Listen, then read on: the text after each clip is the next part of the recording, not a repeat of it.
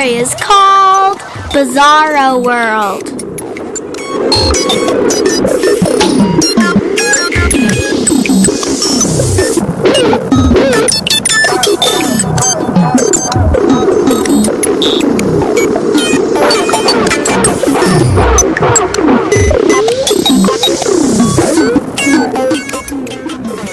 It all started one peaceful morning with the sound of crash! Glass shattered like a zillion tiny bells.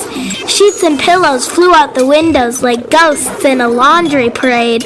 One pillow even shouted, "Freedom!" as it cartwheeled through the air. Toby and Junie sat up in bed, blinking. "What was that?" Junie whispered. "I think our house exploded. Or maybe breakfast finally gave up," Toby said. But it wasn't an explosion or breakfast. It was Bizarro World.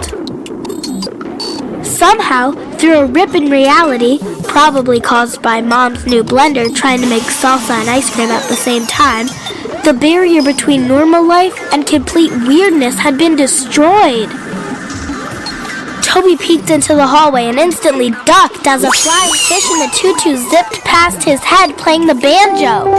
"I don't think this is normal anymore," he muttered. "You think?" Junie yelled, dodging a marching toothbrush. Downstairs, the chaos had already begun. Mom stomped around the living room wearing a bathrobe, a crown made of cheese, and 2 empty spaghetti pots on her feet. "Mom," Toby called, "are you okay?" "Do not address the royal banana monarchy!" Mom bellowed, flinging a peanut butter sandwich at a lamp.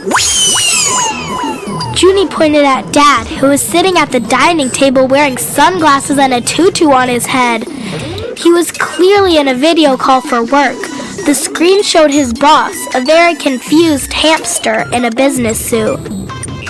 "Quiet now." Dad said, holding up a spoon like a microphone. "I'm on an important business meeting."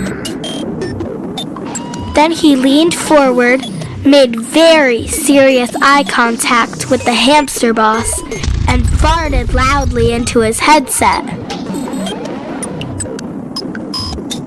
Toby turned to Julie. "We're stuck in a bizarro dimension, aren't we?" "Yep," she said.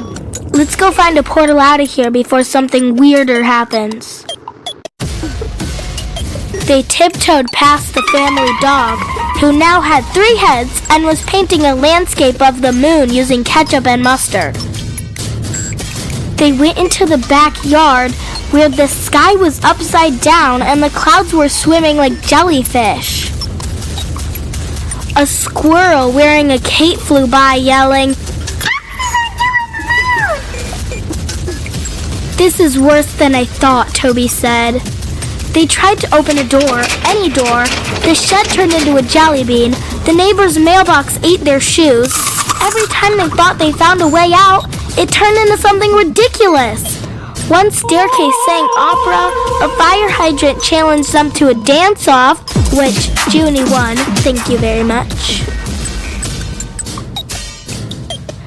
Eventually, they ended up back inside the house, where things had gotten even stranger. The living room was upside down, the floor was made of spaghetti, and the TV was showing a close-up of a walrus's nose.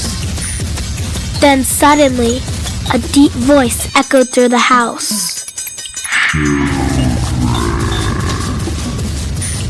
Toby and Junie turned. It was Dad, but not regular Dad, Bizarro Dad. He was standing on the ceiling, his neck growing longer, and his mouth, oh boy, his mouth was growing wider and wider, stretching like taffy. "What's happening?" Junie yelled. "I think he's turning into a portal," Toby cried. Dad's jaw unhinged like a cartoon snake. His mouth opened so wide it looked like a tunnel lined with upside-down clocks and roller coasters made of spaghetti noodles. "Time to go home," Dad's echoing voice said. "Go home? Through his mouth?" Junie asked. Toby shrugged. Bizarro rules. They both took a deep breath, held hands, and jumped into Dad's giant mouth. Whoosh!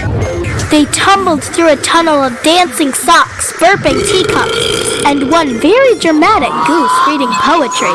And then, pop! They landed back in their own beds. The windows were fine, the sheets were quiet, and the world was normal again.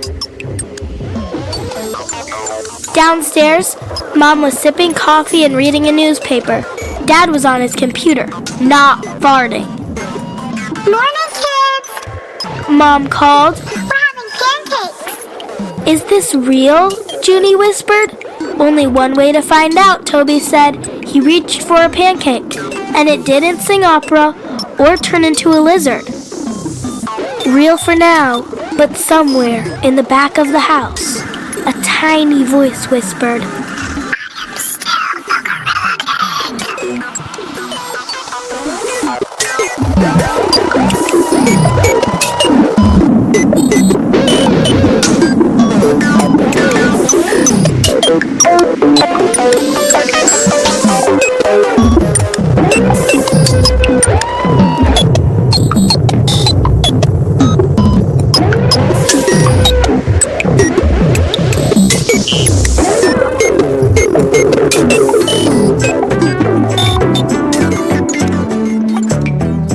That was a terrifying tale. Thanks for listening. Follow us on Facebook, Instagram, and our other socials for more content, and buy your book by searching Scary Stories for Creepy Kids on Amazon. Also, send us your own scary stories and we might include it on a future episode. Email us at scarystoriesforcreepykids@gmail.com. Peace out. Bye.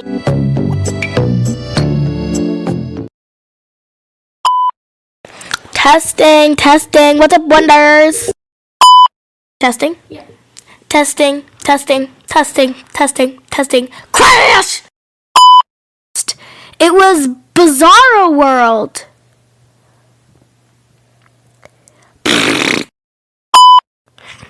Mom, Toby called. Are you okay?